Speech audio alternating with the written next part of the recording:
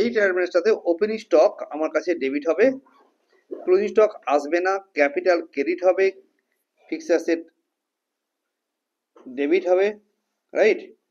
সান্ডি creditors credit, sundry debtors debit, return inward না, return inward debit, purchase debit, sales credit, discount allowed debit, হ্যাঁ খরচা বলে, rent rates খরচা debit, commission receive income credit, cash in hand asset debit, bank overdraft liability credit, interest paid খরচা debit, rent receivable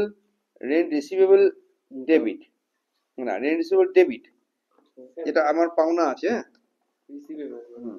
receivable হলে তাকে আমরা debit করার কথা হচ্ছে, পাওনা আছে বলে। Bills payable credit, bills receivable debit, wages and salary expenses debit, export duty একটা খরচা তাই ডেবিট হলো, return outward credit, carriage inward খরচা ডেবিট, ইম্পোর্ট ডিউটি এটা ভি খরচা, ক্যারেজ আউটওয়ার্ড এটা ভি খরচা তাই ডেবিট হলো। এটা সাইজে দেখা যাক মেরে কিনা অবশেষ।